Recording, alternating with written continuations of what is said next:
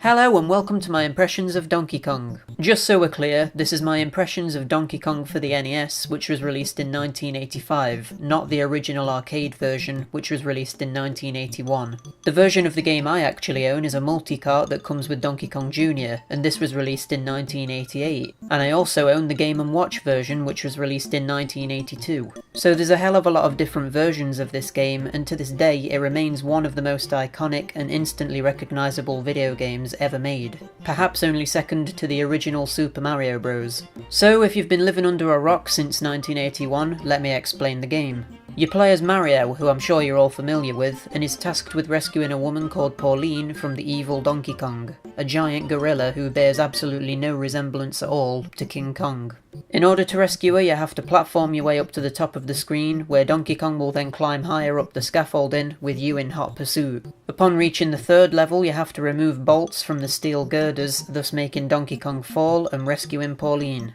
The game then goes back to the first level, and you repeat this process until you lose all of your lives. So it's a game based entirely around getting a high score rather than progressing in the game itself, as many games of this era were. Donkey Kong's simplicity is really where its strengths lie. There's a single button you use to jump, and you use the D-pad to move left and right and go up and down ladders. Anyone of any age can grasp this control scheme, which gives the game a universal appeal.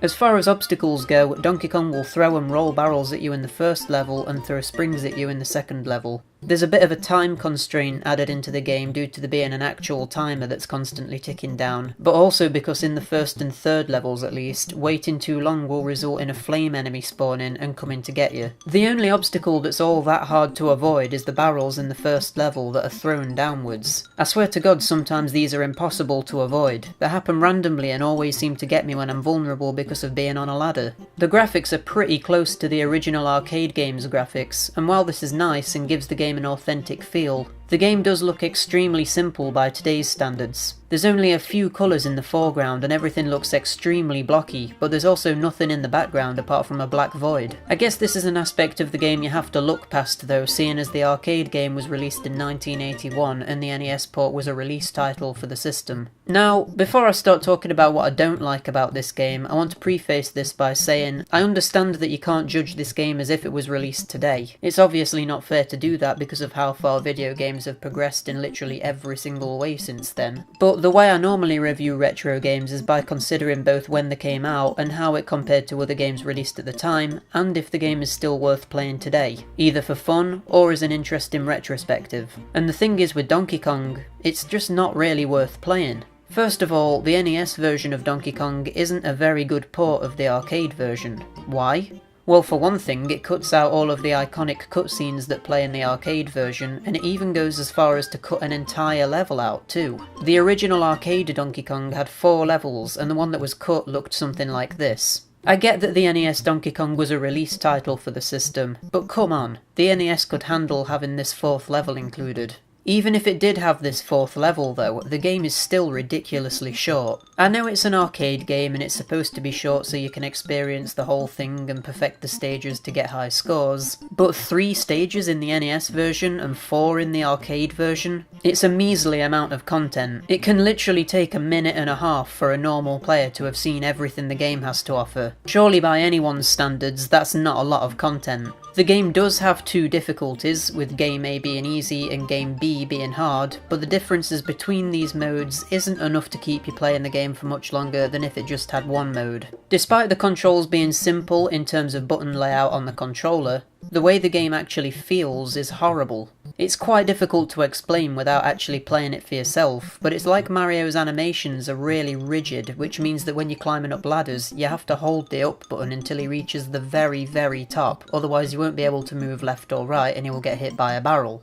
Something about it just feels stiff, and I had trouble making precise repeated jumps because of this. I don't like how you can see all of Mario's different frames of animation by tapping left and right. What I mean by this is that there's no standing still sprite that the game uses when you're static, but rather, you'll just stay in the running animation at different stages depending on when you let go of the button.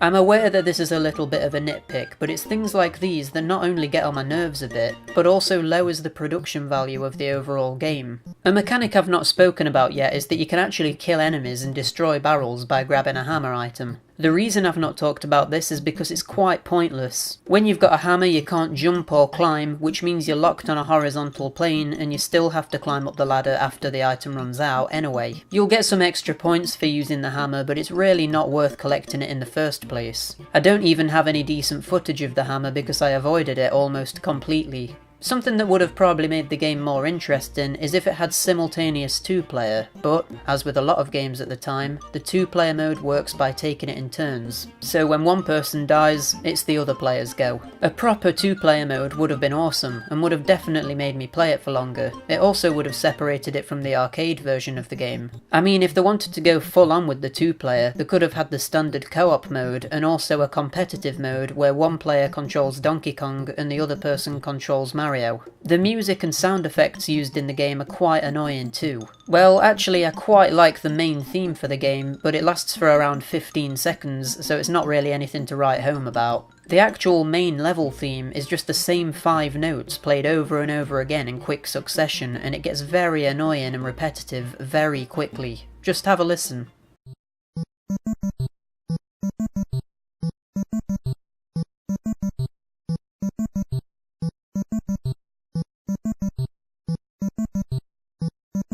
Then there's the final stage music, which is even worse. This time it's the same 3 notes over and over again.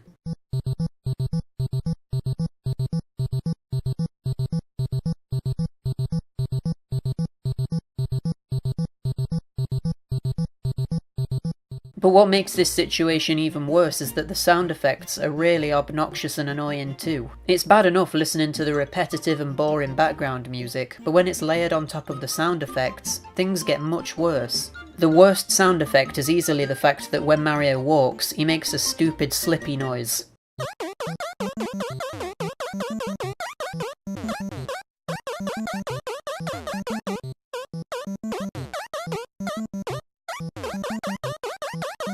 It's like he's wearing clown shoes or squashing puppies with every step he takes, for God's sake. So yeah, although I appreciate Donkey Kong for everything it did for Nintendo and the game industry in general, I just don't find it particularly enjoyable looking back on it today, and I would go as far as to say it's not even worth playing anymore. If they made a new version where you could make your own levels, or even just a version with more levels, then I would see there being a reason to try that out. But the NES version just isn't worth your time unless you're really into retro gaming, or if you have a lot of nostalgia for it. It's a situation where what's there in the game is good, but there's just not enough of it to keep me hooked.